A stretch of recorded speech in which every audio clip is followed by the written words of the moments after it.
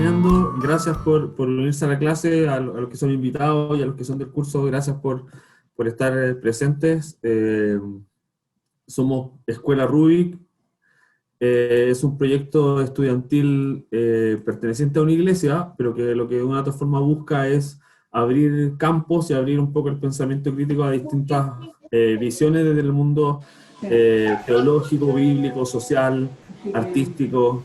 Así que tenemos como el objetivo de un poco abrir nuestra mente a cosas que no son tan comunes de escuchar en la iglesia.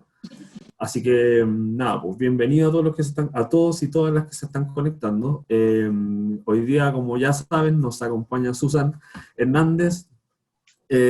Su currículum es bastante largo, eh, así que se lo podría decir, pero yo creo que basta con decir que es licenciada en teología en el set de la Asamblea de Dios, en el Seminario Bautista y también estudios bíblico-teológicos en la Católica Valparaíso.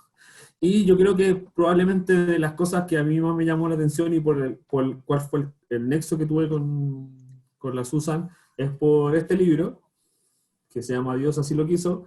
Lo pueden adquirir con ella, así que ahí ella dará sus datos después para poder adquirirlo, que habla de violencia doméstica y pentecostalismo.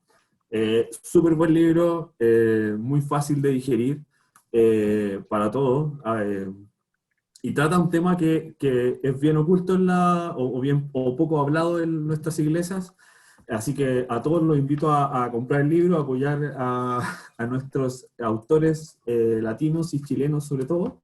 Así que nada, Susan, bienvenida, estás en tu casa virtual, ya somos más de 26 conectados, así que démosle nomás y ahí es todo tuyo el escenario virtual.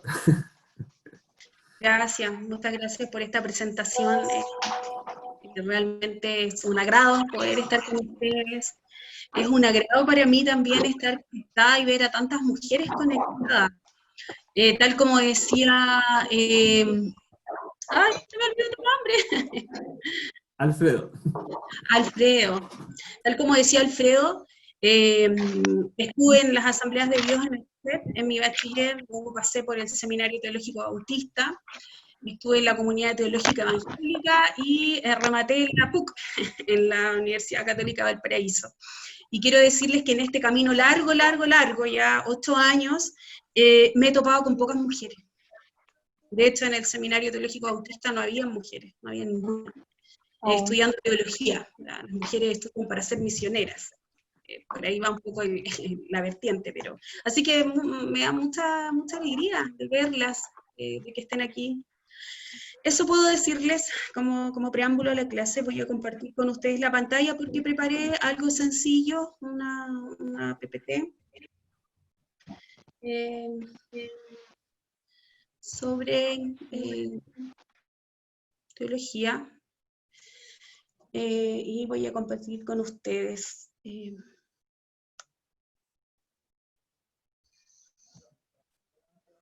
Voy a achicar esto, voy a minimizarlo. Ya. Bien, para hablar de cristología entonces, tenemos que comenzar por teología feminista, ¿ya? Porque la cristología está sentada en esta reflexión teológica feminista. Así es que vamos a comenzar por aquí, no quiero detenerme tanto en esto para poder después abordar bien el tema de la cristología, pero yo sentí muy necesario que pudiéramos tener las bases o sentar un poco las bases de esta reflexión teológica, ¿ya? Como le puse teologías feministas porque hay una pluralidad de pensamiento dentro de la teología feminista también, como lo es en todas las teologías, ¿ya? Cuando hablamos de teología feminista no estamos hablando de un solo tipo de teología feminista, sino de varias vertientes, de muchas vertientes, ¿ya? Principalmente es una teología de mujeres, hecha por mujeres, feministas y cristianas, ¿ya?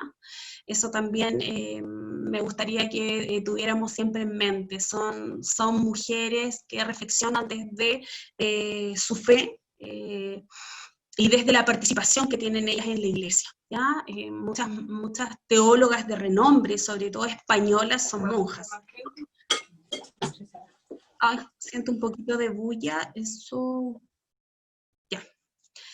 Tiene su origen, la teología feminista tiene su origen en la teoría crítica feminista y en la teología de la mujer. ¿Ya? Esta teología de la mujer es una teología post-Segunda Guerra Mundial, una teología hecha por sacerdotes católicos principalmente, así que ustedes imaginarán un poco la línea de esa teología de la mujer que no representa el pensamiento ni la experiencia de las mujeres en la iglesia misma, ¿ya?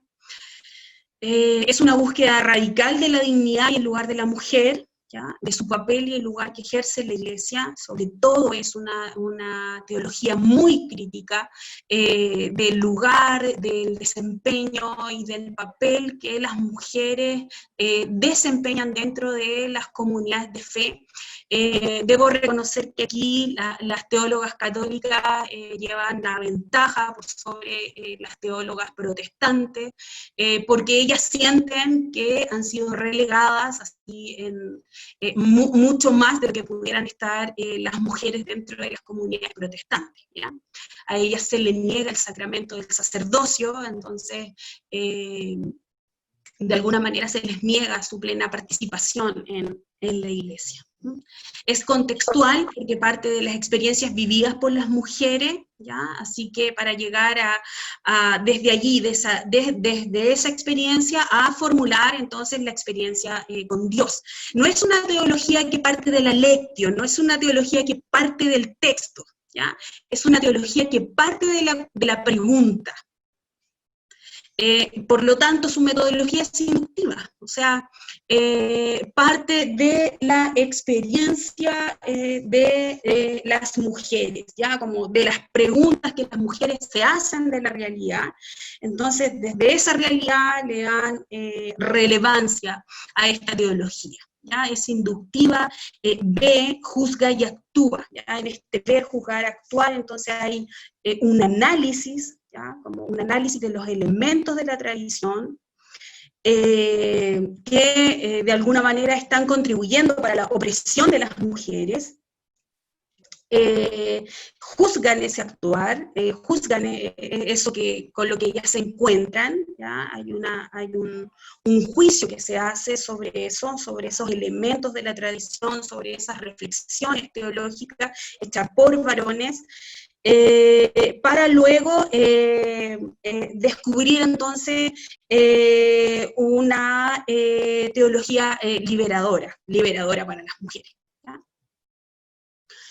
Esta teología feminista es crítica, absolutamente crítica de la sociedad patriarcal, absolutamente crítica de la iglesia, de la tradición de la iglesia, de las prácticas eclesiales y de la misma teología. Ya recuerden ustedes que la teología es una reflexión que se hace, una reflexión sobre la realidad,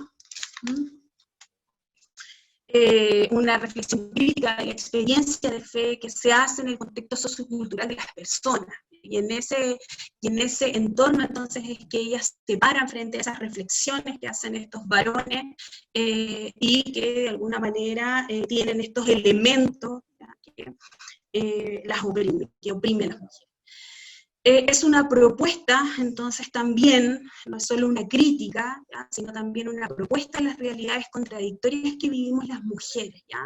En este sentido hay un mensaje humanizador, inclusivo, de valores contraculturales que se proponen en este reino de Dios que anuncia Jesús, pero por otro lado, entonces existen estas sociedades, las iglesias, donde estos vínculos o estos valores no son vividos plenamente o no son vividos de una manera igualitaria entre hombres y mujeres. ¿Ya?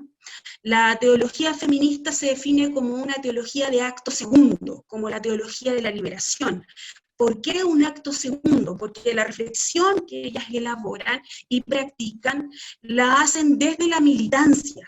¿Ya? Ellas, en primer lugar, este primer acto es la militancia, un compromiso con el movimiento de liberación de la mujer. Entonces, están paradas desde allí y desde allí reflexionan. Por eso que se llama teología de segundo acto, tal como se define la teología de la liberación, ¿ya? Entonces, parte de la militancia. Ellas militan y se comprometen en estos movimientos de liberación, ¿ya? En torno a la mujer. Ellas realizan la teología feminista, realiza una teología, una exploración constructiva, ¿ya? Realizan una transformación conceptual, una propuesta también allí, leen la escritura, y en esta lectura de la escritura ellas van redescubriendo y rescatan lo femenino en la escritura. ¿Ya? Eso es un rescate muy, muy importante, muy, muy trascendental de lo que ellas hacen, ¿ya? Como rescatan estos elementos que han quedado olvidados, que se han invisibilizado, sobre todo con respecto a lo femenino, ¿ya? El análisis que ellas hacen, el análisis fundamental que hacen de la situación, que hacen estas teólogas, ha concluido, o sea, después de todo el análisis que ellos han hecho, ¿ya? En este ver, ellas han concluido entonces que el sexismo es omnipresente, ¿ya? Que está muy, muy presente dentro de la tradición cristiana, dentro de la iglesia, ¿ya?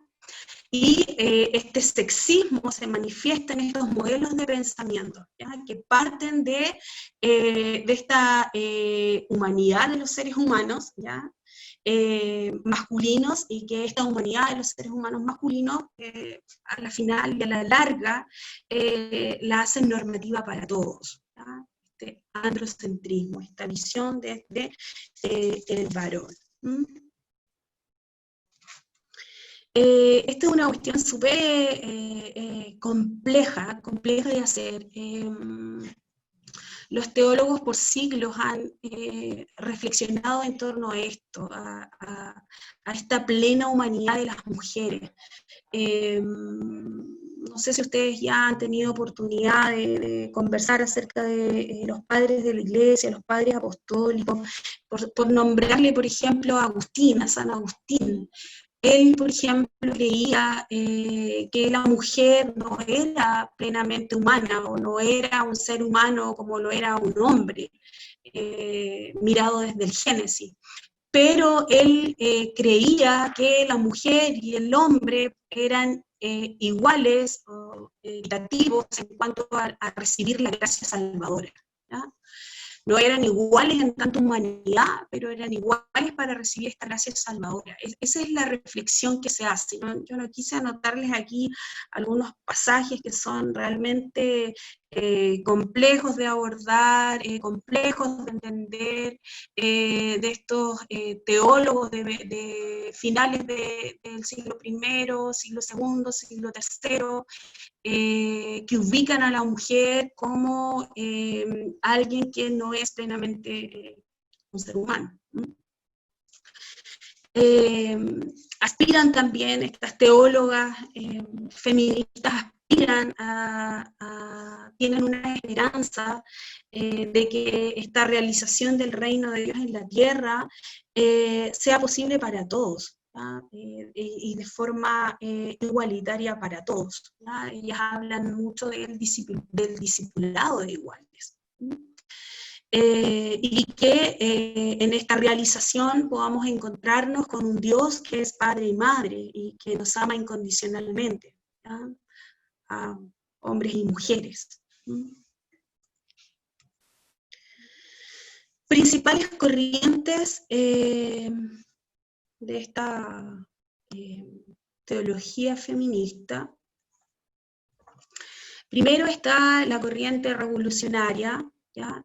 Que más bien esta corriente revolucionaria yo no la llamaría a teología feminista, más bien son movimientos de espiritualidad, ¿ya? Porque ellas no se sitúan en la línea de la tradición bíblico-cristiana,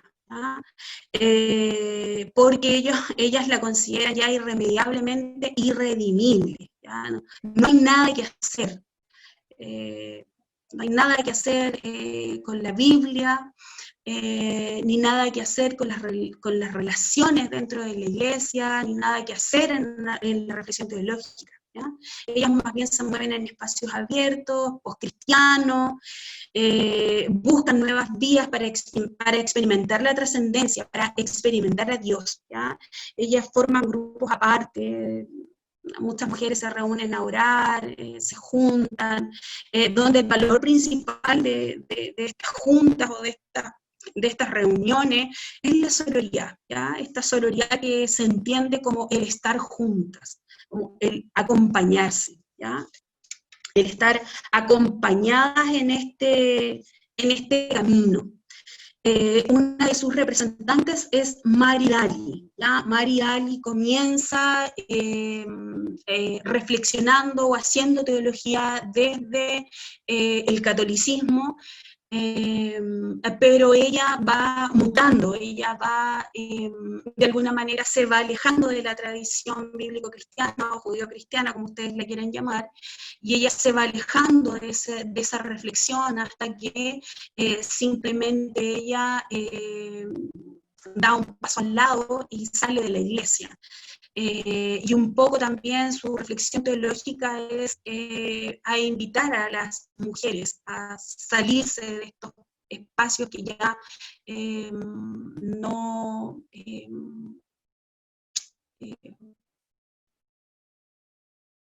estos espacios que ya no se les puede como aportar una salida para las mujeres, ya como para las prácticas con las mujeres, ¿no?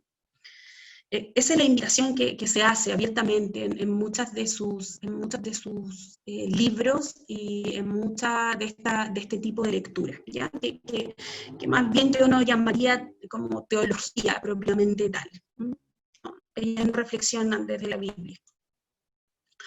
Por lo tanto, esa teología, la anterior, es una teología, o esa reflexión es una teología, esta reflexión es minoritaria. Luego tenemos a la teología feminista reformista, o también algunos la llaman teología feminista reconstructiva, son algunos de los nombres que reciben. Ya esta teología feminista agrupa a una gran, o es mayoritaria en ese sentido, agrupa a un gran número de mujeres teólogas, ¿no? Y esta teología o esta reflexión se sitúa entonces dentro de la tradición bíblico-cristiana, ¿ya? Dentro de esa tradición, en las instituciones, y lo que pretende entonces es ejercer una especie de función profética, ¿ya? Como una voz profética, de crítica, de anuncio, frente a la sociedad, pero absolutamente frente a la iglesia, ¿ya? Esta tradición, esta teología es una teología muy crítica de la iglesia, de lo que significa ser iglesia, ¿ya? Y de las relaciones que se dan dentro de la iglesia. Y ellas encuentran entonces estas razones en la Biblia para esperar que la iglesia pueda ser transformada, ¿ya? Ellas hablan o explican que esta tradición bíblico-cristiana tiene poderosos elementos liberadores para las mujeres, ¿ya? Y ahí está un poco el punto o el enfoque, ¿ya? En el rescate de estos elementos liberadores para las mujeres. Así que ellas optan por permanecer dentro de la iglesia y trabajan por su reforma. Y dentro de esta corriente teológica hay muchas aproximaciones, la fundamentalista, la simbólica, la liberal, por eso que no es correcto que digamos teología feminista, la verdad es que son teologías feministas, ¿ya? Sus mayores representantes, déjenme decirle que estas mujeres son ya leyendas dentro de la teología feminista, sobre todo Elizabeth Schussler Fiorenza, Eddie Russell, Rosemary Radford Ruether, son mujeres capísimas, escritoras, biblistas, exégetas, como de verdad muy renombradas, muy destacadas. A ellas les ha costado mucho entrar en la academia, ser reconocidas por la academia, pero quiero decirles que ya en este momento nadie podría reflexionar sobre teología sin pasar por una teología, sin reflexionar sobre la teología feminista o una teología de género. Ya, o sea, nadie que se digne a ser un teólogo podría pasar por alto esta teología y lo que ellas han aportado. ¿Ya? Realmente ellas son mujeres muy, muy bacanas. Una tercera corriente, esto no se encuentra mucho en los libros de teología, la verdad, no se habla mucho de esto. Hay una corriente que es la corriente de la religión de la diosa, o Goddess Religion, ¿ya? O de espiritualidad de la diosa. Su principal representante entonces Gould Davis, Elizabeth Gould Davis. Ella escribe en el año 71 este librito de First Sex, ¿ya? A raíz del libro de Simone de Beauvoir, ¿ya? Segundo Sexo. Ella escribe este libro y bueno, subraya polémicamente que es el sexo femenino, es el segundo. Ella dice, en la historia de las culturas podríamos jactarnos que es el primer sexo. ¿Ya? Ella dice que en cuanto a la cultura del matriarcado, habría precedido a la actual cultura del patriarcado. Lo que ella hace es apelar a una vieja hipótesis, ¿ya? De un historiador de apellido Bochofen. Es un historiador de las culturas. Él es el que tiene esta hipótesis acerca de la existencia de una ginocracia, ¿ya? Anterior a la andocracia. La verdad es que la propuesta de este historiador lo ve como una especie de evolución, ¿ya? Como se pasa de la ginocracia a la andocracia, como de manera que se evoluciona. Ellas le restan este elemento de evolución y rescatan entonces esta memoria o esta religión de la diosa. Dentro de estas mismas corrientes hay más, obviamente. Esta tercera corriente está muy ligada con la primera corriente de teología feminista, ¿ya? Con esa teología, con este tipo de teología, con la teología feminista revolucionaria, ¿ya? Ambas están muy, muy, muy ligadas. Les copié esto, no sé si vamos a poder, compartir el PPT, eso no lo sé, no le pregunté a Alfredo, pero esto es un mapa conceptual de la lectura de un libro de la Consuelo Vélez. Bueno, ella se llama Olga Consuelo Vélez, es una teóloga colombiana, ¿ya? Acerca de la teología feminista, de lo que hace, lo que realiza, las corrientes, el modelo, las propuestas hermenéuticas. Aquí Elizabeth Schussler es una de las principales, como ya les decía, representantes de esta nueva hermenéutica, ¿ya? Ella la lleva de alguna manera en ese sentido. No nos vamos a detener mucho en este mapa conceptual, a ver si después lo podemos compartir. Bien, entramos entonces a la cristología. Bien, las teólogas feministas concuerdan en esto, ¿ya? Como entre todas las doctrinas de la Iglesia, la cristología particularmente, es la que más se ha usado para oprimir a las mujeres. Y nosotros nos preguntaríamos de qué forma podría entonces ser la cristología usada para oprimir a las mujeres. Bueno, y ellas contestan en la manera en que se ha interpretado la masculinidad de Jesús. Ahí está la complejidad de la cristología para las mujeres. ¿Podría un varón salvar a las mujeres? Hay textos bastante críticos con respecto a eso, ¿ya? Bueno, se apunta a que Jesús es un varón, y el problema está justamente en eso, en apuntar a eso, en este aspecto particular de la persona de Jesús. ¿ya? Y en esta particularidad de que Jesús es un varón, entonces es que los demás varones elevan esta categoría como principio universal, ¿ya? Se da por sentado, o sea, cuando hablamos de esto, de esta reflexión, o sea, aquí está la tradición detrás, esta tradición da por sentado que esta masculinidad de Jesús revelaría la masculinidad de Dios, ¿ya? O que es la única manera correcta de representar a Dios, la única manera correcta, entonces sería con imágenes masculinas, ¿ya? La cuestión teológica aquí es, ¿quién es Dios? ¿Y cuál es la mejor manera de imaginarlo? Esta es una cuestión realmente compleja, importante. Ellas han reflexionado mucho acerca de esto, porque ya sabemos que Dios no es hombre ni mujer, ¿ya? Dios es espíritu creador, ¿ya? Entonces, por ahí ellas van apuntando de este uso, de este abuso, de este hecho particular, ¿ya? Jesús es varón, entonces, por lo tanto, la manera más correcta de representar a Dios es con estas imágenes masculinas. Aquí yo les tengo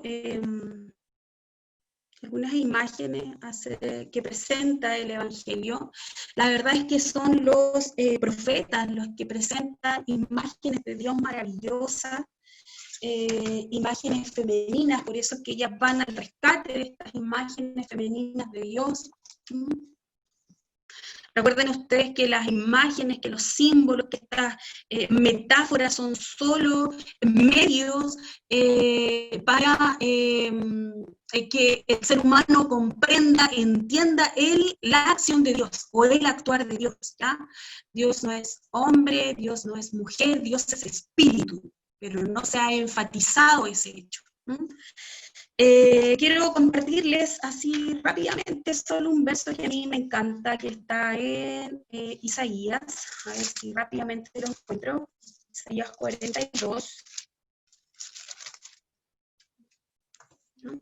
Que también quiero leérselos porque los profetas, en realidad, los profetas, los salmos, los proverbios, sobre todo con esta figura de la Sofía, trabajan mucho la figura femenina de Dios. Dice Isaías 42, el verso 13, dice: Yahvé sale como un guerrero, excita su furor como un soldado, lanza el grito, el alarido de guerra, se muestra valiente ante sus enemigos.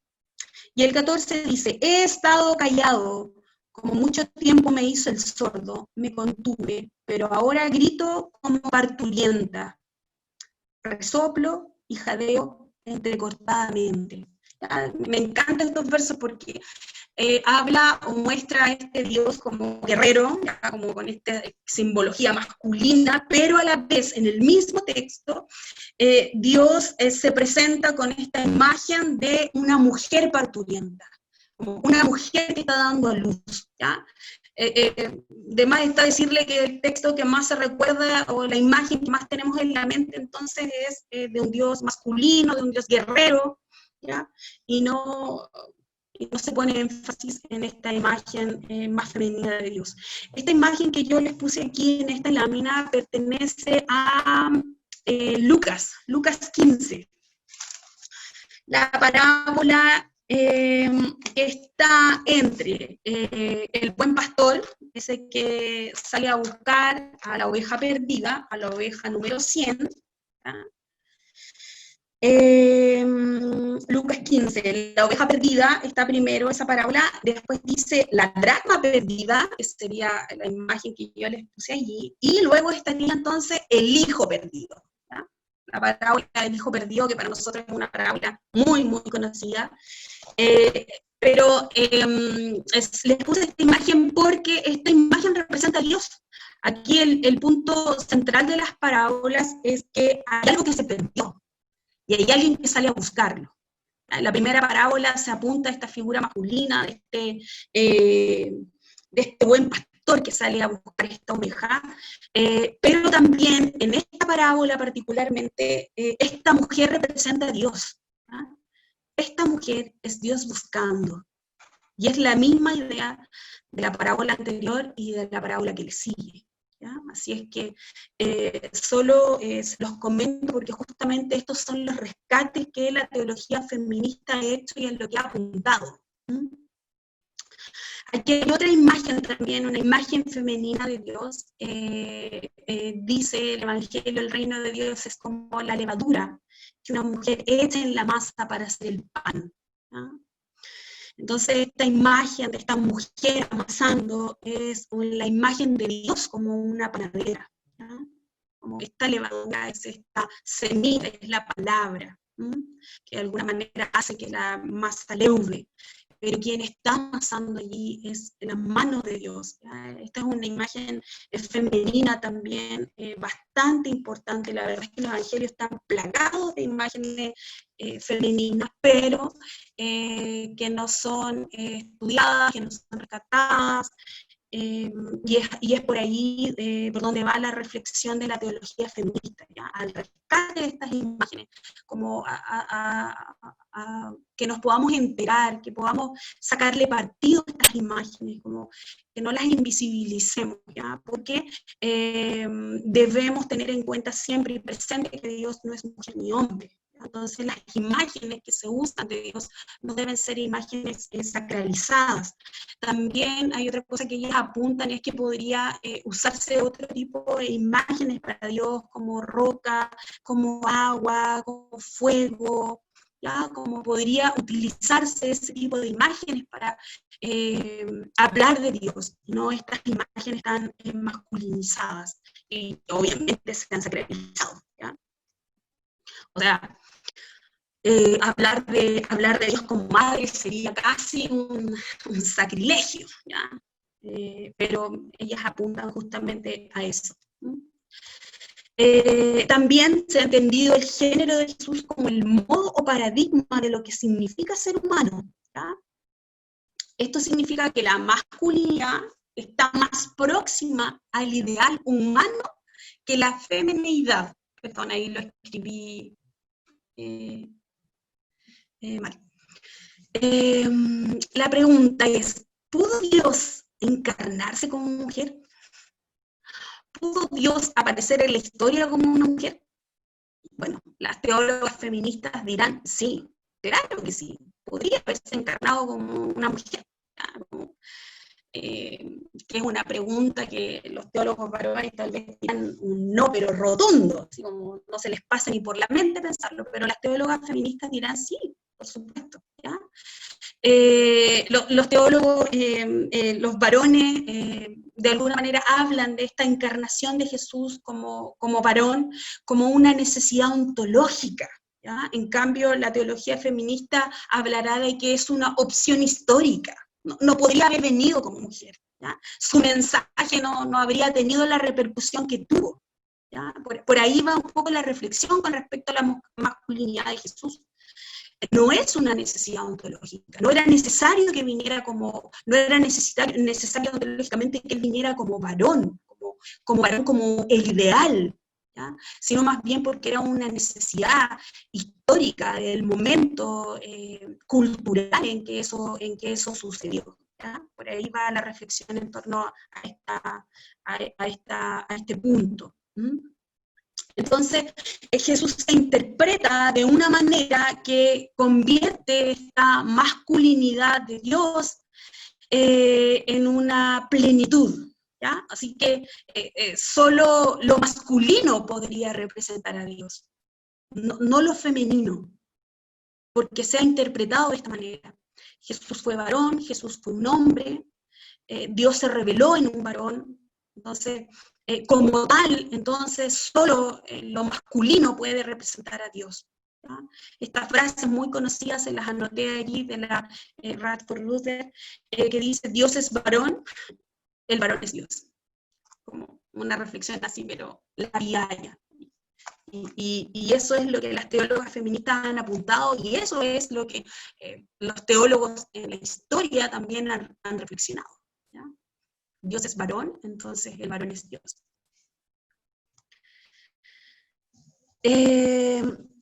Bien, ahora les comentaré un poquito acerca de esta cristología feminista de la liberación. Ya les decía yo que ellas habían descubierto entonces que el sexismo, el androcentrismo ha permeado la iglesia a través de la tradición, a través de la reflexión, a través de la teología, a través de las prácticas, de las relaciones que se dan dentro de las comunidades cristianas. Como obviamente actitudes discriminatorias que infravaloran a las mujeres, ¿ya? Porque las presentan como no auténticamente humanas. Ellas ponen la mirada en eso, ¿ya? Como si no nos dejan participar a plenitud, si no nos permiten la plenitud, entonces es porque en el fondo de sus reflexiones no nos consideran auténticamente humanas, ¿ya? Y eso es realmente muy peligroso, nadie lo dice abiertamente, pero en la manera en que las teólogas feministas apuntan al trato de las mujeres dentro de la iglesia, como siempre está subordinada al varón. Las teólogas feministas católicas dirán, consideran a las mujeres siempre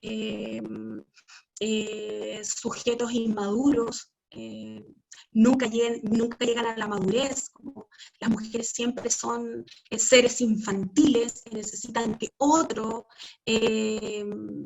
hable por ellas, que otro las represente. La verdad es que la reflexión da para mucho, da para mucho.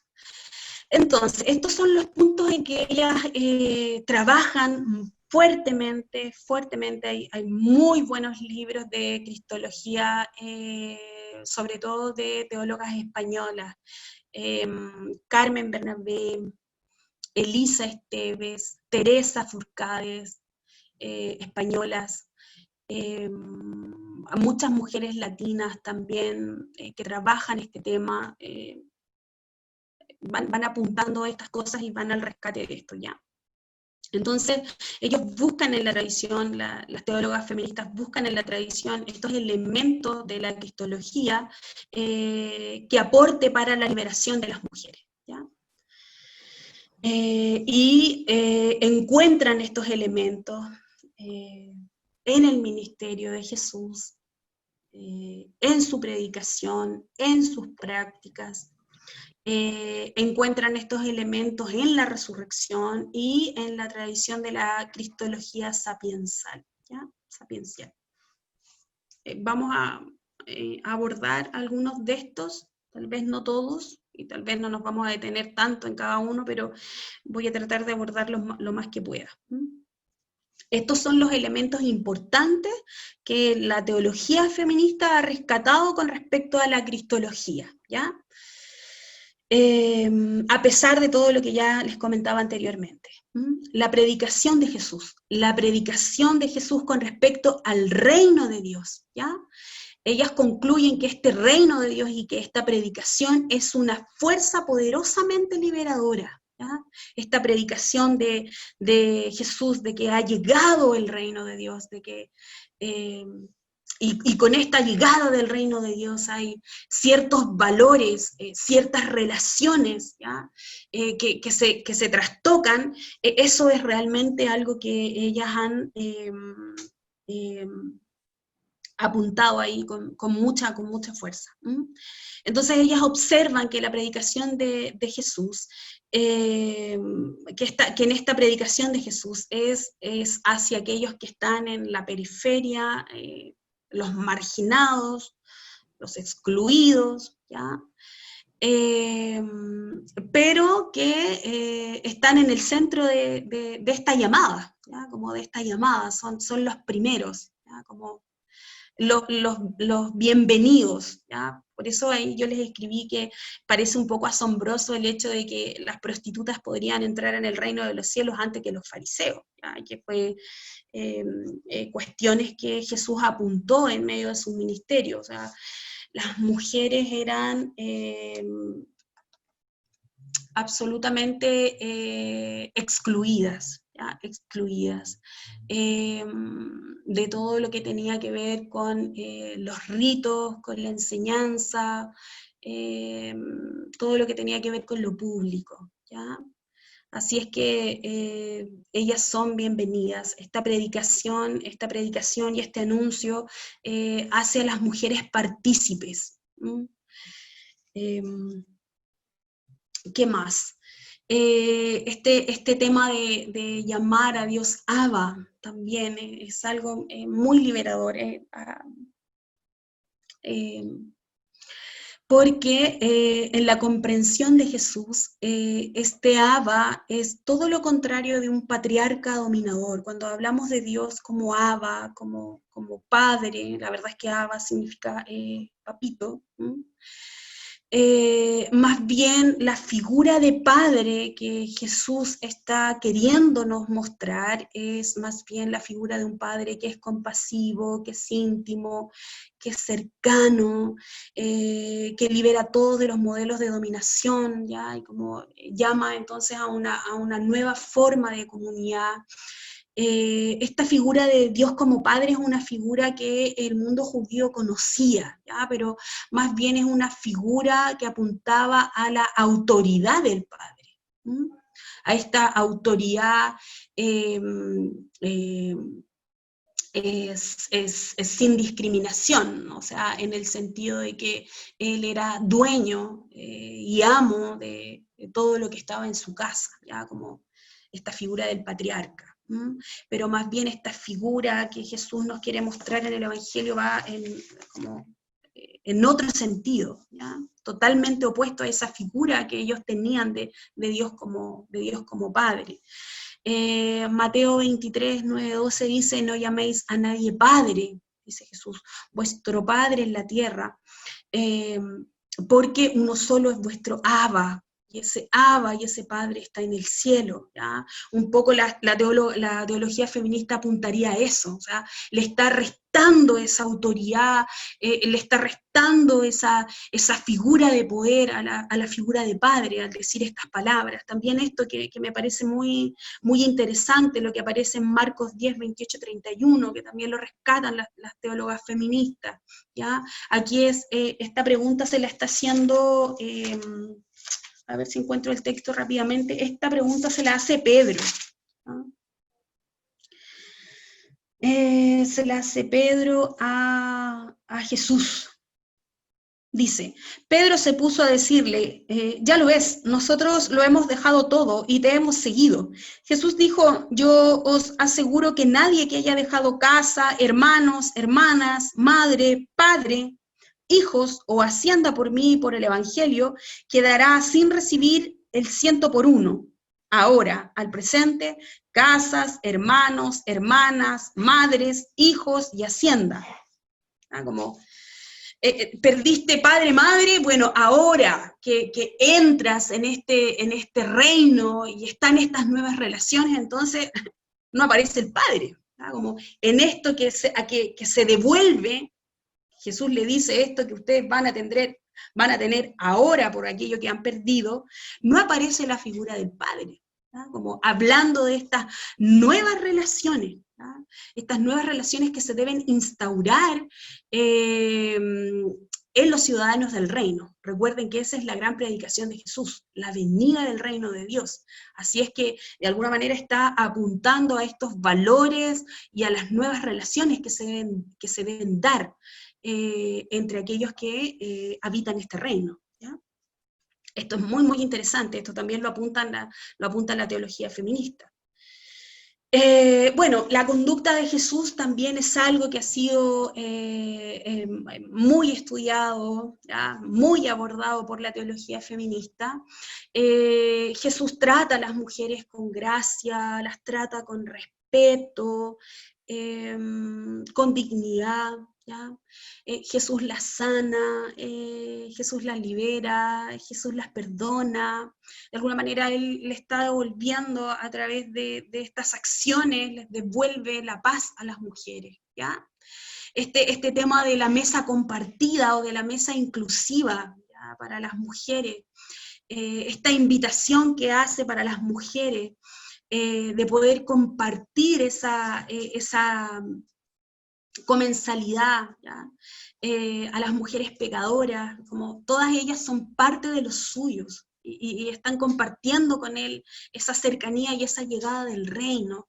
Las mujeres son bienvenidas, las mujeres están en esas comidas, se han hecho estudios, hay un libro de la Susan Tunk que se llama Las mujeres también seguían a Jesús, donde ella hace un estudio muy acabado acerca de estas comidas, de estas cenas compartidas, donde ella explica que es muy probable que estas mujeres no hayan estado allí para servir. De hecho, las mujeres en la época tenían que permanecer de pie, estaban allí en las comidas para servir a los varones, que eran los que se sentaban a compartir, pero ella apunta que todo indicaría que no, ¿ya? Como las mujeres son bienvenidas en estas comidas comunitarias,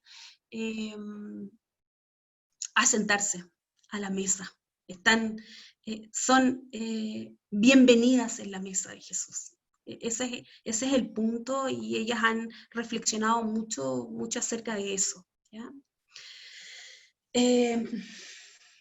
¿Qué más decir acerca de esta conducta? Esto que tiene que ver con el seguimiento también, ¿ya? Esto es sumamente importante, y la teología feminista ha tratado de también rescatar esto, ¿ya? Todo lo que tiene que ver con el seguimiento, esta llamada de Jesús con el sígueme, ¿ya? En este sígueme está implícito el hecho de que eres un discípulo, ¿ya? Y estos discípulos, este grupo de discípulos, era un grupo de discípulos comprometidos. De hecho, ahí rescaté una frasecita de Meyer, quien es el autor del libro que se llama Jesús, un judío marginal. Bueno, no sé si se llama Jesús, parece que es un judío marginal, así se llama, un judío marginal. Él dice que este tema del seguimiento y de que Jesús haya tenido este grupo de discípulos comprometidos es uno de los datos históricos más seguros en torno al discipulado de Jesús y en torno a este movimiento de Jesús, ¿ya? Esto es sumamente importante porque las mujeres en el Evangelio se muestran acompañando a Jesús desde Galilea, ¿ya? Ellas forman y se añaden a este grupo para seguirlo, para estar con él, ¿ya? Abandonan sus familias, dejan sus casas y aportan con recursos. Esto sería un dato muy relevante y un dato que ellas han rescatado, el tema de que ellos la acompañen desde Galilea. Es muy probable que las mujeres hayan podido participar del movimiento de Jesús, de este movimiento itinerante, este movimiento profético itinerante de Jesús en Galilea, porque Galilea es una zona que está al norte de Jerusalén, bien alejada del centro político y religioso que es Jerusalén mismo, ¿ya? Así es que las mujeres estaban mucho más, no tenían un comportamiento tan rígido como lo podrían haber tenido las mujeres en Jerusalén, ¿ya? Así que es muy probable que las mujeres, como dato histórico, ellas hayan participado, hayan estado en ese movimiento, y este hecho de que lo hayan acompañado desde Galilea también es un dato súper relevante, porque cuando muere Judas, y los discípulos quieren escoger a uno para que ocupe ese lugar, un dato que ellos toman como un dato clave para poder elegir una persona es justamente eso, que esta persona haya acompañado a Jesús desde Galilea. Bueno, ese dato es un dato relevante para muchas mujeres que acompañaron a Jesús, que lo acompañaron desde Galilea. Sabemos que el centro de operaciones al norte de Jesús es Cafarnaúm, así es que está en la Galilea, y el ministerio de Jesús fue un ministerio que se dio con mucha amplitud y de mucho tiempo ahí en el norte, ¿ya? Pero las mujeres estaban con él desde esa época, ¿ya? Los términos utilizados, diaconein y akonuthein, servicio y seguimiento, se aplican en Marcos 15, 40, 41 a las mujeres. ¿Ya? Voy a leerles ese texto. Hay un trabajo de Ana María Teperino en torno a este texto que es realmente muy interesante. Marcos 15. Déjenme que lo encuentro. Aquí está. Dice, había también unas mujeres mirando desde lejos, entre ellas María Magdalena, María la madre de Santiago, el menor, y José y Salomé, que le seguían y le servían cuando estaba en Galilea, y otras muchas que habían subido con él a Jerusalén. Así que estos términos que son utilizados para hablar de seguimiento y de servicio en torno al discipulado de varones también son utilizados para hablar de servicio y seguimiento en torno a las mujeres. Se ha querido también y se ha ahondado mucho en el tema de esta participación activa de las mujeres en el ministerio. Ya les decía yo, en las comidas comunitarias, incluso e incluidas también en la última cena. Ese es un dato sumamente importante, yo lo he repetido mucho. Es algo normal, si se entiende a qué me refiero con normal, que las mujeres no sean nombradas, ¿ya? Pero eso no significa que las mujeres no estén. De hecho, tenemos textos en los evangelios, por ejemplo, en el milagro de la alimentación a los 4.000 o a los 5.000, solo se hablan de los varones, y dice sin contar a las mujeres y a los niños. Y ahí sumamos que podría haber habido mucha más gente, pero el hecho es de que si las mujeres no se nombran, nosotros no tenemos que inmediatamente decir, oh, las mujeres no están, las mujeres estaban allí. ¿Ya? ¿Por qué decimos que es probable que las mujeres hayan estado en la última cena? Bueno, por el texto de Lucas, capítulo 24, este es un texto que rescata la Susan Tunk. Lucas 24, los discípulos de Emaús, ¿ya? Verso 24, verso 18, dice, uno de ellos llamado Cleofás le respondió. Sabemos que eran 2 discípulos los que iban camino de Emaús. Uno de ellos es Cleofás. Bueno, si no me equivoco, es Juan quien ubica a María de Cleofás en la cruz, el día de la crucifixión. Así que podríamos asumir perfectamente que este otro discípulo que va de camino a Emaús es la esposa de Cleofás, quien ha estado y que ha evidenciado la muerte de Jesús, ¿ya? También tenemos que tener en cuenta que en el texto de Lucas 24, ellos reconocen a Jesús al partir el pan, ¿ya? Y ese partir el pan es justamente lo que Jesús hace en esa última cena, en esa cena conmemorativa o anticipando un poco su muerte, ¿ya? Su muerte y futura resurrección. Entonces, eso ha llevado a que las teólogas feministas digan, sí, las mujeres estuvieron allí, es posible que esta María, que va con Cleofás, camino a Emaús, haya estado en esa última cena. ¿Por qué ella reconoce a Jesús al partir el pan? ¿Por qué es tan significativa para estos discípulos el que Jesús parte el pan? Eso es una cuestión que de alguna manera las teólogas feministas han apuntado, han señalado, así que es muy, muy posible que en esta última cena, recordemos también que la última cena que relata Juan, o esta cena de despedida, no la hace en la noche de Pascua. Juan la hace un día antes, ¿ya? Así que bueno, todos estos datos ellas van rescatando para visibilizar, para mostrar la presencia de las mujeres realmente activa en el ministerio de Jesús, ¿ya? Otra cosa sumamente importante con respecto al tema del seguimiento, como les decía adelante, en esta imagen de grupo de discípulos comprometidos, bueno, ellas cumplen con esas características porque los evangelios, todos los evangelios, evidencian que ellas no huyeron, que ellas no se escondieron, que ellas estuvieron allí, ¿ya? Estuvieron cerca de Jesús en la cruz. Así que no correspondería, dice la teología feminista, en realidad no correspondería como una verdad histórica decir que todos sus discípulos lo abandonaron, ¿ya? Como es algo que nosotros recurrentemente escuchamos. Todos los discípulos lo abandonaron, huyeron, se escondieron. Eso no es verdad. Las mujeres estuvieron con él a los pies de la cruz, así lo certifican los evangelios. Las mujeres el día de resurrección van a la tumba de Jesús porque conocen dónde Jesús ha sido sepultado, ¿ya? Ellas van a ungir a Jesús con estos ungüentos que llevan, porque ellas conocen dónde está el cuerpo de Jesús, ¿ya? Así es que ellas permanecen allí, permanecen muy cerca, sin temor. ¿Mm? Bueno, una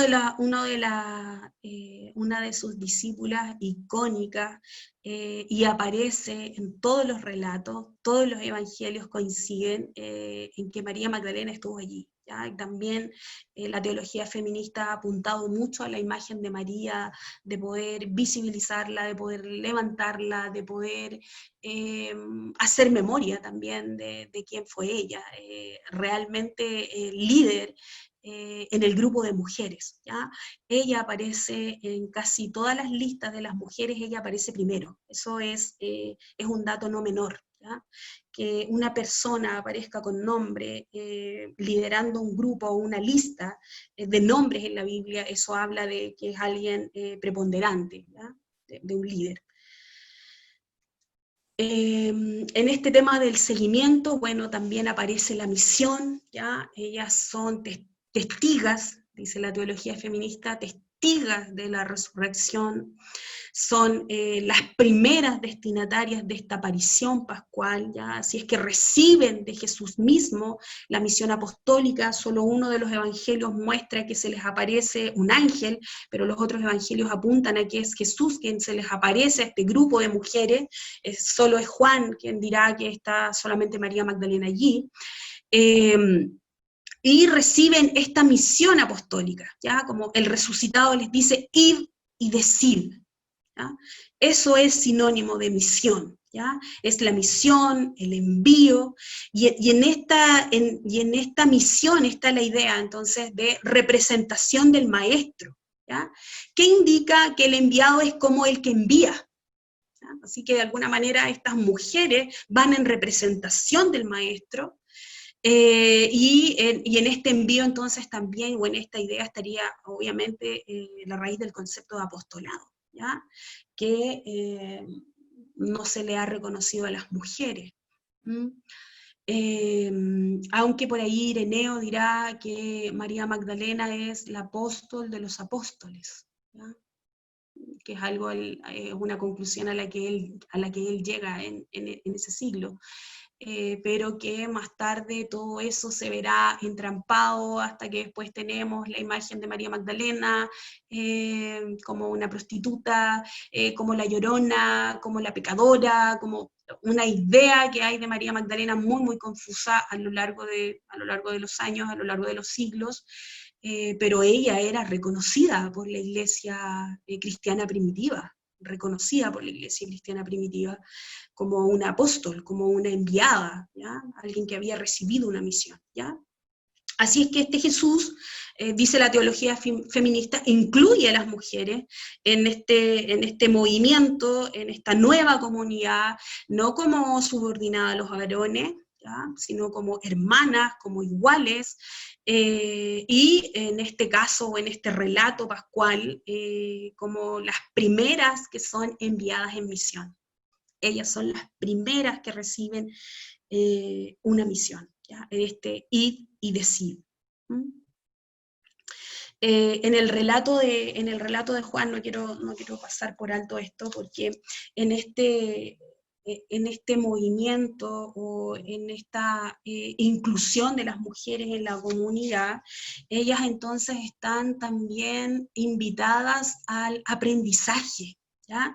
Algo que era muy limitado para las mujeres. Entonces Jesús las invita, entran en esta comunidad, en este movimiento de Jesús también, y se les da la oportunidad de ser aprendices, ¿ya? De ser aprendices. Y eso se puede ver muy bien en el texto, aquí en el texto de Juan, cuando María le responde. Dice Juan 20:14, dice, dicho esto, se volvió y vio a Jesús de pie, pero no sabía que era Jesús. Le preguntó Jesús, mujer, ¿por qué lloras? ¿A quién buscas? Ella, pensando que era el encargado del huerto, le dijo, Señor, si te lo has llevado, dime dónde lo has puesto, para que yo me lo lleve. Jesús le dijo, María. Ella se volvió y le dijo en hebreo, Rabuni, que quiere decir maestro. Como ese maestro quiere decir que ella ha estado en este mover o en esta comunidad como un aprendiz, ¿ya? Como un discípulo. Y en boca de María Magdalena, de alguna manera, está representado también, o hace eco también de las otras mujeres que están en la comunidad junto con ella, ¿ya? Así que esas palabras son muy significativas y dan cuenta de lo que las mujeres, a lo que las mujeres están expuestas en este movimiento, ¿ya? Profético de Jesús. Bueno, la participación. Esto también es un trabajo que se ha hecho intenso, que han hecho las teólogas feministas, y de poder traer a memoria estas primeras décadas de la Iglesia, ¿ya? Y esto que ellas han traído, de alguna manera ha mostrado, ha atestiguado la existencia de un importante ministerio de mujeres, ¿ya? Al mismo nivel que los varones, en los comienzos, en los orígenes del cristianismo, ¿ya? Está atestiguado en el libro de los Hechos, están atestiguados en las cartas de Pablo, ¿ya? Donde se presentan a las mujeres como misioneras, como predicadoras, como maestras, como profetisas, como apóstoles, sanadoras, jefas de iglesias domésticas, o mujeres con dones, ¿ya? Son colaboradoras de Pablo, colaboradoras en el ministerio, todas tienen carismas, ¿ya? Y trabajan fervientemente para la expansión del Evangelio. De hecho, hay libros interesantísimos, hay escritos interesantísimos de Elisa Esteves, española, acerca de los orígenes del cristianismo y de la participación de las mujeres en el origen del cristianismo, y cómo ellas son claves, porque ellas abren sus casas, muchas de ellas abren sus casas para que la comunidad funcione allí, ¿ya? Se ha dicho que eran mujeres ricas, ¿ya? Se ha dicho que eran mujeres ricas, adineradas, como con recursos propios, ¿ya? Muchas de ellas viudas o mujeres que no se han casado, pero que tienen estas casas para prestarlas o ponerlas al servicio entonces de las comunidades, ¿ya? Esto ha sido atestiguado y esto ha sido levantado por la teología feminista. Aquí les traigo solo algunas imágenes, ¿ya? Esta es la catacumba de Priscila en Roma, y están estas ilustraciones, ¿ya? Como muestran esta figura de la mujer con las manos alzadas, quiere decir que es una mujer que tiene autoridad, ¿ya? Una mujer orante, dice, orante, diaconisa. Quiero decirles que el término diácono en realidad no existe el término diaconisa, es un término más bien que se trabaja en la actualidad, un poco más moderno, pero en el texto bíblico al menos En griego no existe la palabra diaconisa, el término es diácono, ¿ya? Así que cuando se habla de las mujeres, se habla de mujer diácono, ¿sí? Solo porque el término no existe en griego, ¿ya? Diaconisa. Hay mujeres partiendo el pan, eso significa que son mujeres que lideran la Eucaristía, si estuviéramos en una iglesia católica, o la Santa Cena, nosotros en nuestro mundo protestante, ¿ya?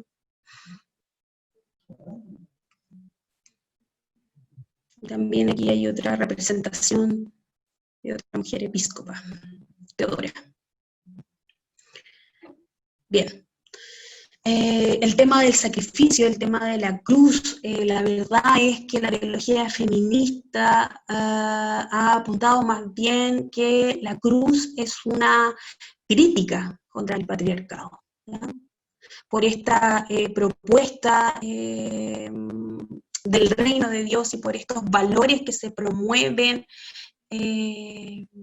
para los ciudadanos del reino, ¿ya? Esto que ha propuesto Jesús, esta propuesta de Jesús. De alguna manera la teología feminista dice, es probable que el delito de Jesús haya sido justamente la inclusión de las mujeres. Así es que esta cruz simbolizaría exactamente lo contrario al poder dominador masculino, al poder de la época. Y esta imagen de la cruz sería más bien una especie de imagen de un amor abnegado. Por ahí estarían las reflexiones de la teología feminista en cuanto al sacrificio de Jesús, no más que eso. Y otra cuestión a la cual apuntan ellas es al tema del bautismo, ¿ya? Luego del derramamiento del Espíritu, que es derramado sobre mujeres y sobre varones, ¿ya? De igual forma. Entonces, estos primeros cristianos adoptan este rito de iniciación, que es diferente al ritual judío de la circuncisión, que ya sabemos que es un rito más bien específico de la masculinidad y excluyente de las mujeres. En cambio, el bautismo es un rito que es inclusivo y que se administra, ya decíamos, para varones y para mujeres de igual manera, ¿ya? Y así lo apuntaría, este es un himno, Gálatas 3:28 es un viejo himno de la iglesia primitiva que rescata a Pablo, ¿ya? Ya no hay varón ni griego, ni esclavo ni libre, ni varón ni mujer, ya que todos son uno en Cristo. Ahí está la bibliografía. Y estaríamos, no sé cómo estoy la hora, estoy súper bien.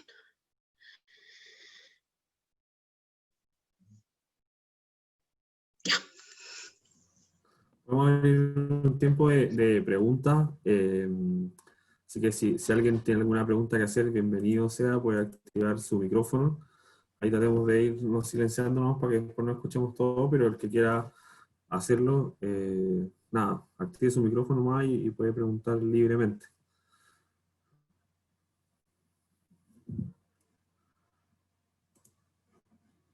¿Hay alguien? Sí. ¿Nicole? Nicole. No, pero primero la esperamos. Pato, Okay. Mali y Dani. Gracias. Me llamo Damaris, hola Susan. Qué rico poder tener este tiempo contigo. Ha sido súper interesante. Una pregunta, ¿qué sabes tú de qué explicación le darán las teologías feministas a estos versículos tan controvertidos, yo creo que hasta el día de hoy, donde en Timoteo habla de no permito que la mujer enseñe y todo, que ejerza dominio sobre el hombre, sino que esté en silencio, y el de Primera de Corintios 14:34, que son versículos que hasta el día de hoy creo yo que causan harta como polémica en las iglesias, creo que se usan de manera incorrecta. ¿Qué nos podrías decir tú, Susan? Sí, mira, creo que tú has apuntado una cosa como clave, un poco, y es un poco lo que apuntan estas teologías feministas, estas mujeres que se quedan en la iglesia y desde allí reflexionan. Es como eh, hacer una especie de diferenciación como del texto y de cómo se usa el texto. Ahí hay una diferenciación, como el texto y de cómo ha sido utilizado a lo largo del tiempo el texto. Con respecto a Timoteo, la verdad es que los estudios, bueno, estamos aquí con gente seria, con gente madura. Los estudios académicos en cuanto a las cartas paulinas, simplemente dirán que las pastorales no son auténticas de Pablo. Son cartas muy posteriores a Pablo, son cartas hechas en comunidades paulinas, obviamente, donde ya se muestra una especie de institucionalización y jerarquización, ¿ya? Como el movimiento de Jesús ha quedado muy atrás. Han pasado sus buenos años, ¿ya? Yo diría sus varios siglos, de hecho se dan muy tardías las cartas, no en el siglo I, sino más bien siglo II. Eso como primera cosa. Y estaría reflejando entonces lo que la institucionalización hace con las mujeres. Tratar de arrinconarlas nuevamente, ¿ya? Como dejarlas en el límite, como marginarlas, ¿ya? Un poco con las pastorales. Por ahí va un poco la reflexión de las pastorales. No se niega la reflexión, o sea, no se niega que quien escribió esta carta está buscando eso, está buscando acallar a las mujeres, someterlas nuevamente, subordinarlas nuevamente. Yo conozco algunos exégetas que hacen muy buen trabajo con estos textos y les dan una lectura y no llegan a esta conclusión de que las pastorales no sean paulinas, sino que dentro de este espectro de que las cartas sean paulinas, llegan ellos a buenas exégesis. Hay un librito por ahí que se llama ¿Y por qué no la mujer? Es un libro muy bueno, tiene muchas exégesis con estos pasajes. Con respecto al pasaje de Corintios, la verdad es que han intentado decir que Corintios 14 parece, 1:14 parece que es, capítulo 14 parece que es, donde aparece ese texto que tú me leíste. Bueno, hay textos en Corintios 1:11, capítulo 11 y capítulo 14. Han intentado decir que Corintios capítulo 14 es una inserción y no es de Pablo, ¿ya? Por muchas cuestiones exegéticas de por medio, ¿ya? Como el corte de la conversación, como viene tratando otra cosa y de repente sale con esto, pero por más que intenten no han podido negar la mano de Pablo en el texto. O sea, Corintios es una carta legítima de Pablo. Se podría decir simplemente que Pablo tuvo un lapsus. Tenemos que tener en cuenta que Pablo es un hombre de la época, es un judío de la época. No nos tiene que incomodar eso. Habría que ir a exégesis donde se trabaja el tema del tema cultural, ¿ya? Porque en sí misma Corintios es una carta paradójica. Por un lado, está hablando de que las mujeres, y el texto da a entender, las mujeres son mujeres carismáticas, son mujeres que profetizan, ¿ya? Son mujeres que hablan en lenguas, y de hecho Corintios 12, Corintios 13, está hablando ahí un poco el desorden que se da, que tienen que ordenarse. O sea, las mujeres tenían protagonismo carismático, ellas podían hacerlo, y de pronto en Corintios 14 la mujer calla. Entonces, también hay una cuestión ahí de entender las libertades que para Pablo eran de alguna manera valiosas. O sea, las mujeres pueden hablar dentro de la comunidad, pero tienen que seguir en los roles fuera de la comunidad. O sea, fuera de la comunidad ellas deberían seguir con los roles que se manejan dentro del imperio, ¿ya? De hecho, también se ha dicho que Pablo utiliza mucho el texto para defender un poco el cristianismo y para que el cristianismo no sea acusado como algo subversivo para el imperio.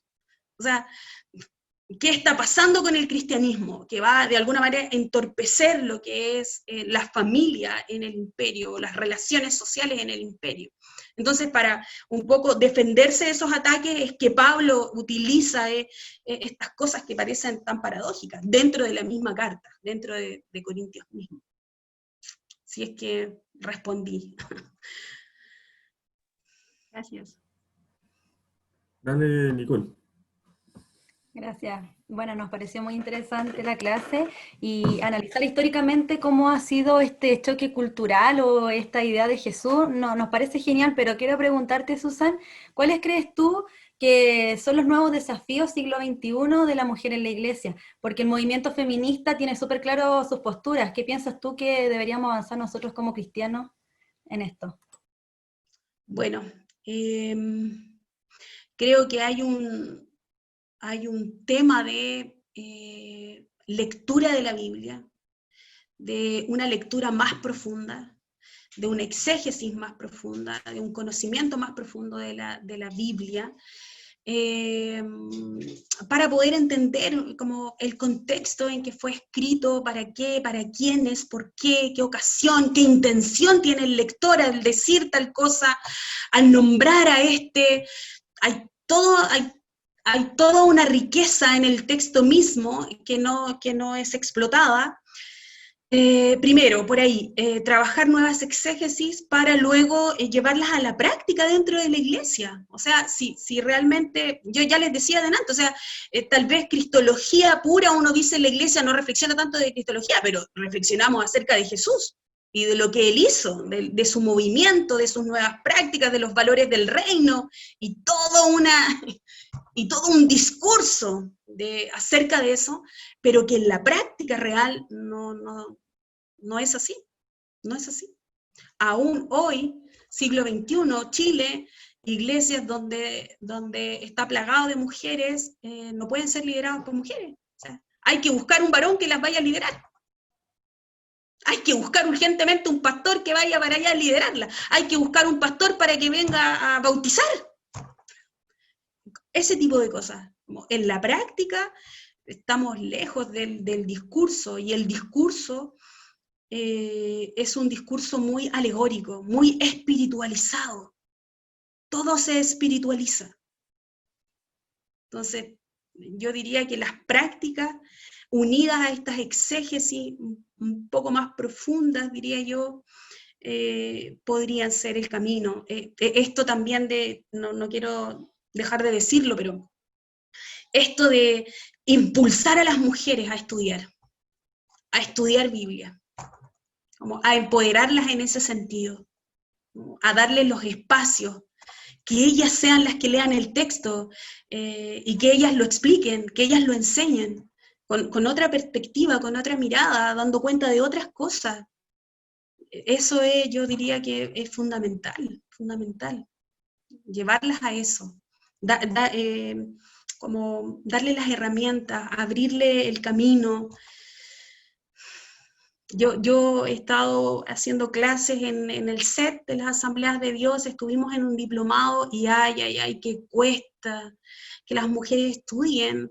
Créanme, todavía siglo XXI, pastores no quieren que sus mujeres estudien, no les daban la carta pastoral para que ellas fueran a estudiar. ¿Me creen ustedes eso? Eso es así. Mujeres que todavía en Chile, siglo XXI, no pueden subir a un altar. No pueden. Ellas tienen que predicar con la mesita debajo del altar. ¿Por qué? Hola, tía Susan. Hola. Años sin verla. Bueno, quería, bueno, con respecto a todo esto, saber si la Biblia tiene, o sea, los textos de la Biblia tienen rasgos patriarcales.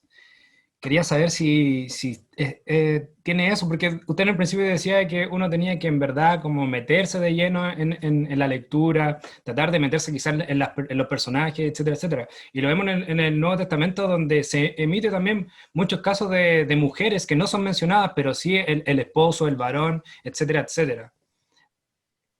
Sí. Sí, no, ¿por qué se da eso? ¿Por qué se dio? Yo creo que estamos, con todo lo que decía, creo que es como raíz también de que la Biblia tiene quizás esos textos medios machistas, por decirlo. O sea, no medios, querido amigo, no medios, sí. La Biblia tiene un lenguaje patriarcal, la Biblia fue escrita en un contexto patriarcal, por eso que tú dices, o sea, las mujeres sin nombre. Hoy día, por ejemplo, en el curso que di en la tarde estábamos hablando del el asesinato en Mizpah, la hija de Jepté. Textos que para las teólogas feministas son textos del terror. Jueces 11, jueces 15, jueces 19 son textos del terror. Como una violencia inusitada así, sobre las mujeres. Bueno, y las teólogas católicas se rebelan en contra de eso. O sea, leer Jueces 11 y después decir, esto es palabra de Dios, ellas no jamás dirían esto es palabra de Dios. De hecho, no lo dije, porque como estábamos en clase de cristología, pero para la teología feminista existe un canon dentro del canon. O sea, todo texto que lleve a la subordinación de la mujer, para ella no es un texto canónico. Y no lo es. Y no lo reconocen como texto canónico. Ellas rescatan los textos que tienen estas elementos que yo le decía, estos elementos de alguna manera liberadores para las mujeres.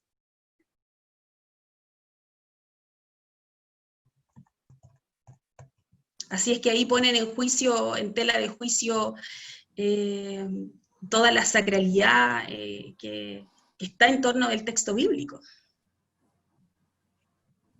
Y no tienen ningún problema en hacerlo, ¿ya?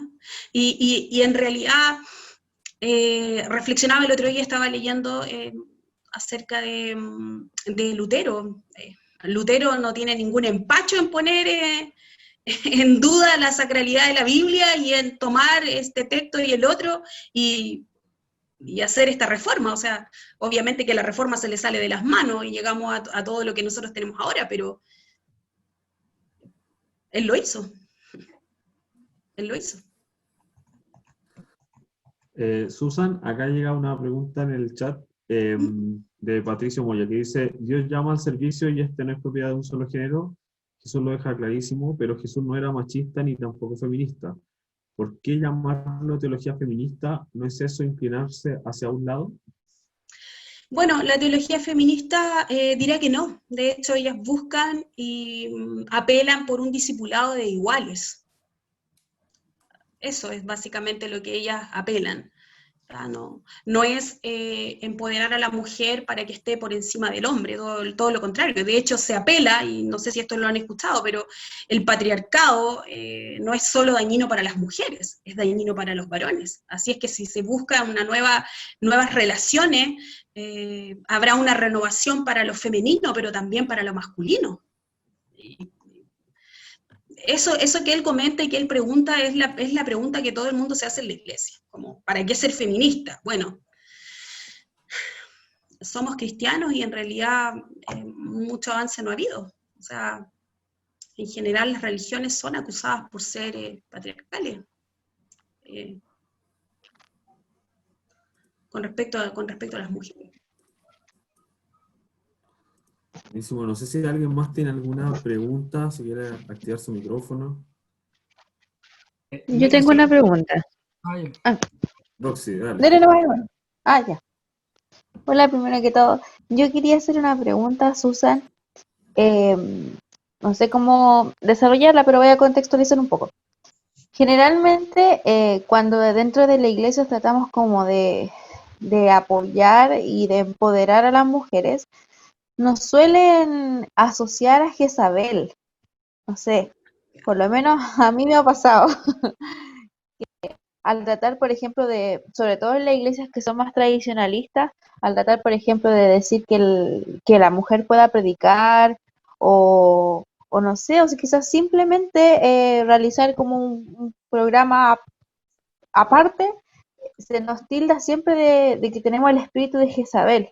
Entonces, en ese sentido, ¿cómo lo podríamos abordar dentro de la iglesia? Esa sería mi primera pregunta. Y la segunda pregunta, como para poder empoderar a la mujer cristiana y que tome el rol que le corresponde dentro de la iglesia, ¿qué textos o qué libros podríamos leer para poder ser más sabias en esto, para poder tener opinión válida en ese sentido?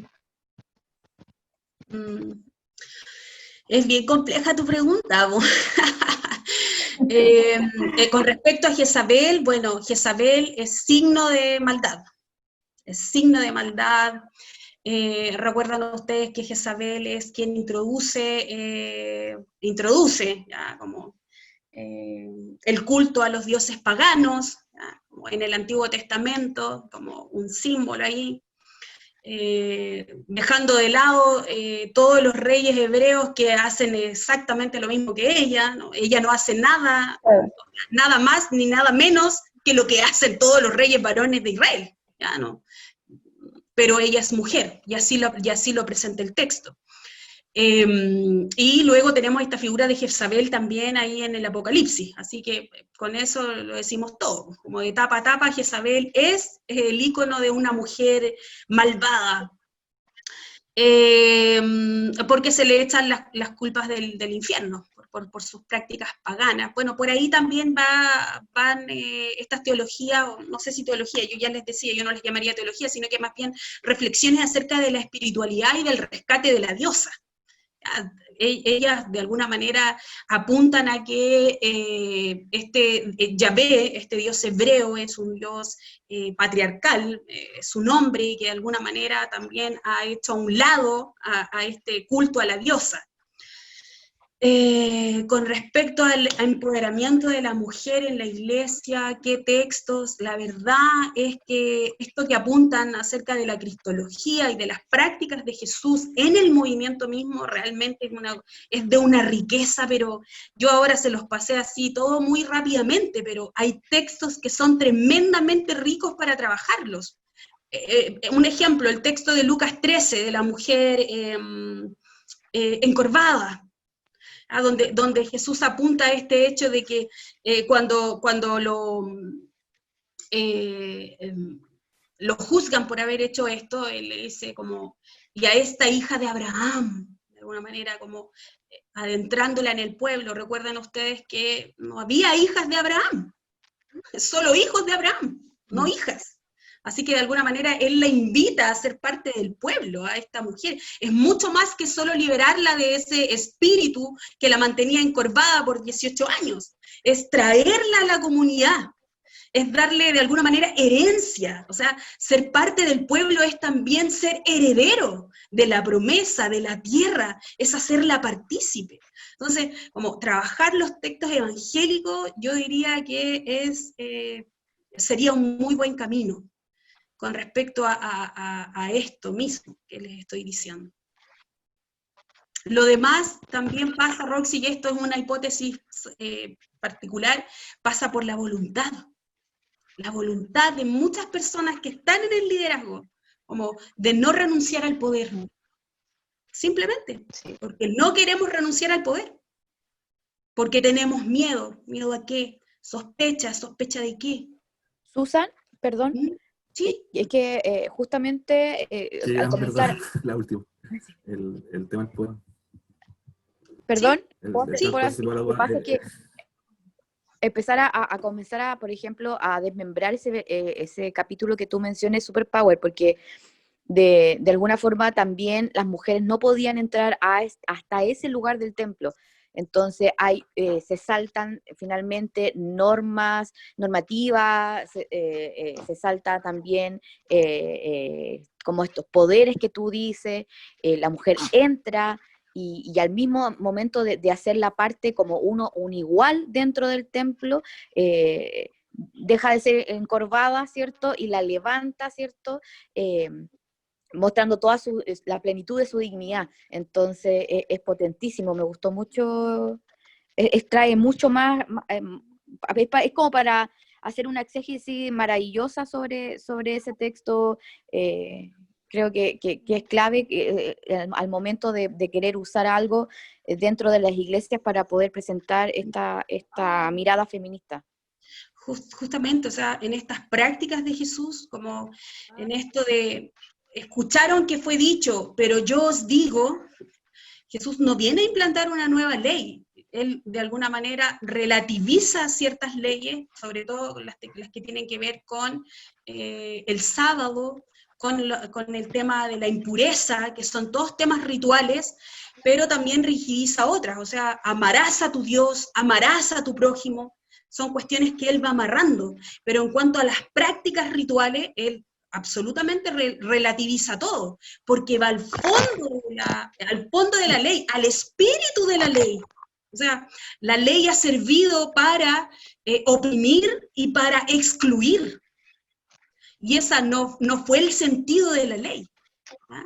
Por ahí también, todos esos estudios que se hacen en torno a eso también son muy ricos y nos llevan a una comprensión mejor y mayor de lo que Jesús quería. Como recuerden ustedes en esta predicación de que el reino ha venido, de que el reino ha llegado. Y cuáles son los valores que rigen dentro de este reino. O sea, nosotros estamos viviendo dentro de ese reino y deberíamos estar viviendo valores contraculturales dentro de ese mismo reino. Nosotros nunca vamos a poder seguir a Jesús de la manera en que él, de la manera en que él lo hizo, porque no estamos viviendo en su época. De hecho, ni siquiera los mismos escritores de los evangelios podían hacer lo mismo que Jesús, porque ya ellos estaban escribiendo desde otra época. Entonces, el seguimiento de Jesús es una especie de equivalencia de lo que Jesús hizo con lo que nosotros vivimos hoy. Jesús no vivió las mismas problemáticas que nosotros vivimos hoy, siglo XXI. Pero, ¿qué sería equivalente? Por ahí van las preguntas que tenemos que hacernos. ¿Qué sería equivalente con respecto a este seguimiento de Jesús? Karen Martínez tiene levantada la mano, así que Karen, dale. Y una última pregunta más para que ahí después nos digan después quién otra persona. Dale, Karen. Hola, buenas noches. Yo tengo una duda en cuanto a lo que dice Efesios capítulo 5, 21 al 23, que nos habla sobre la mutua sumisión. Entonces dice en el 22, ustedes las casadas honran a sus propios esposos como honran al Señor, porque el esposo es cabeza de la mujer, así como Cristo es cabeza de la iglesia, la cual es su cuerpo, y Él es su Salvador. Entonces muchas veces se ha distorsionado este versículo, y me gustaría saber qué tan real es eso de, porque el esposo es cabeza de la mujer, y no sé si, o sea, en realidad no lo entiendo, porque siempre se da como, dice así como, no, el hombre es la cabeza, el hombre como que se le da autoridad, mucha autoridad es la que mereciera el hombre, y no sé, en verdad. Entonces, Sí. Bueno, es un textazo, por así decirlo. Y yo lo trabajé en el libro así como unas pinceladas, no hicimos un trabajo exegético en el libro porque lo que queríamos era hacer un rescate de como una visibilización de la violencia que viven las mujeres dentro de la iglesia, más que un trabajo exegético. Pero sí, trabajamos la perícopa, es una perícopa compleja, realmente compleja, hay que saberla trabajar. Yo me quedo con una de las interpretaciones, creo que es de, justamente del libro de ¿Por qué no la mujer? Creo que es de ese libro, de Hamilton, de Cunningham y Hamilton. Bueno, ellos indican que esa perícopa es una perícopa completa, no es solo esos textos, como la mujer como se sujeta al marido y bla, bla, bla, bla, que es una perícopa que se corta, que eso es típico en la iglesia. Eso de que tomo un texto de Génesis, trabajo uno de, no sé, de los profetas y después me salto uno del Evangelio. Y con eso tengo la predicación hecha. Eso es muy típico.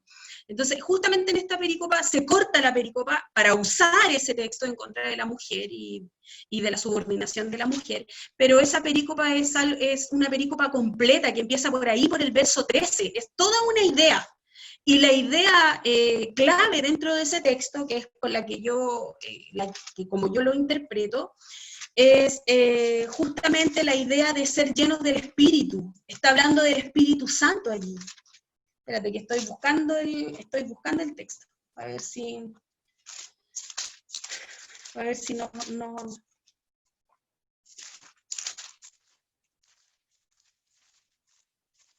Aquí está, aquí lo encontré.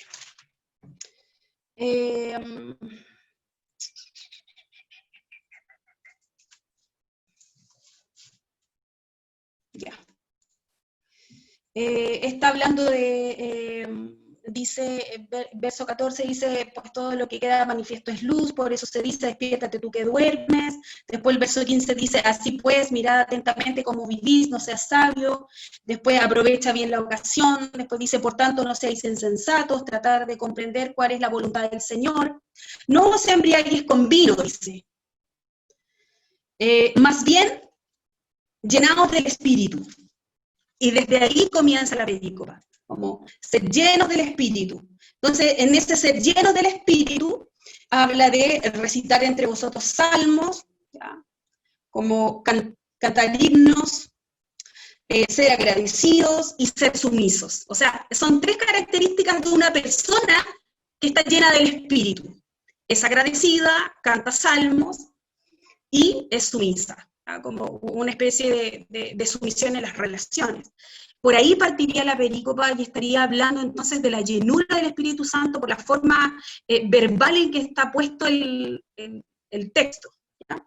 Pero se corta el texto y solo se apunta a esto de las mujeres, a sus maridos. Bueno, de hecho, hay aquí, en el verso 22, no aparece la palabra sujetarse en mi versión católica, ya no está. ¿Por qué? Porque la Jerusalén la suprimió, porque la palabra sujetarse no aparece en ese verso, al menos en el texto, no hablemos del texto original, pero en los textos más antiguos, en los códices, la palabra sujetarse del verso 22 no está en los códices, en los más antiguos, ¿ya?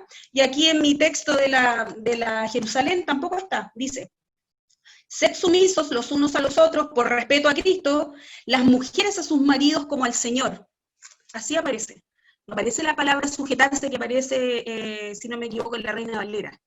La Reina Valera se toma de códices más, un poco más nuevos, un poco más nuevos, ¿no? ¿Ya? Como por ahí. Pero es un texto complejo, no podríamos abordarlo ahora, es un texto complejo que se ha usado, que se ha mal usado.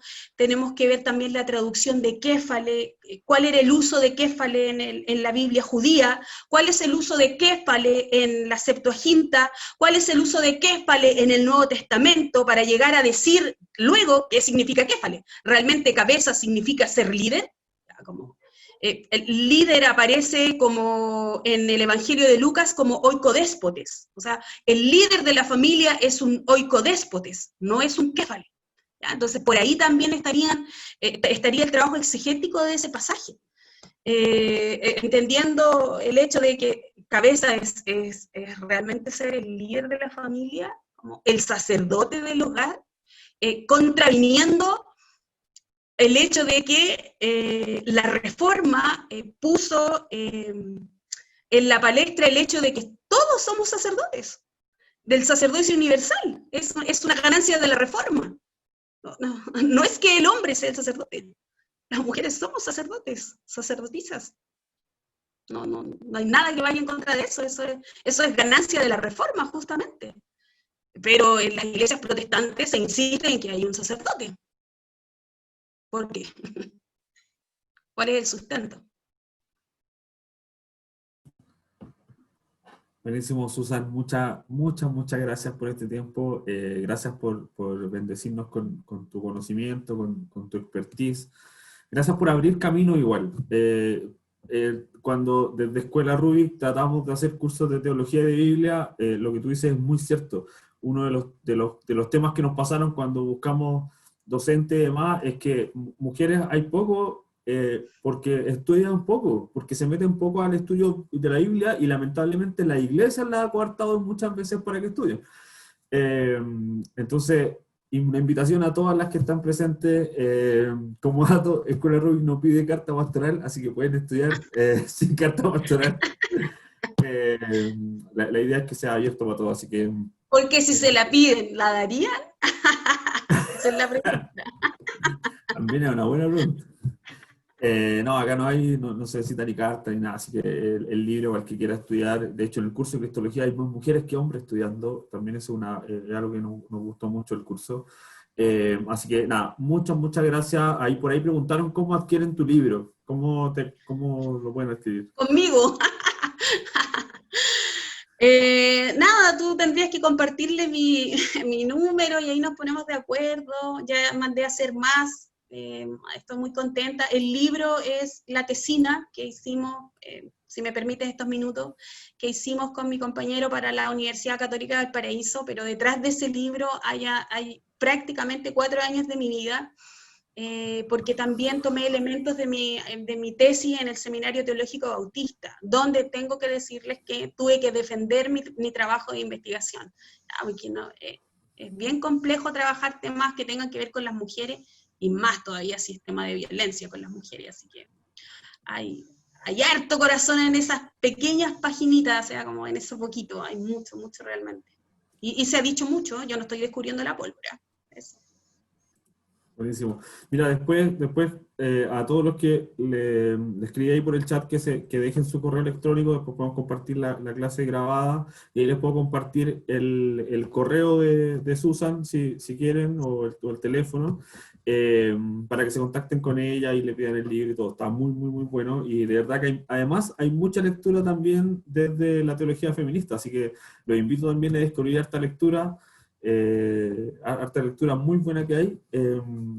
Así que nada, muchas gracias a todos por estar presentes. Dejen por ahí sus correos, si no, nos escriben en Instagram, en las redes sociales, y atentos porque en noviembre se viene una nueva temporada de cursos, más cortos todavía, van a ser cursos de 4 semanas, vamos a tener distintas temáticas, capaz que se nos abre una temática relacionada a la teología feminista, ahí lo vamos a ver. Así que nada, muchas gracias a todos por asistir, y nuevamente muchas gracias, Susana, en nombre de toda la escuela. Un agrado, un gusto, un honor. Súper. Así que muchas gracias a todos, que estén muy bien, saludos. Chao. Chao.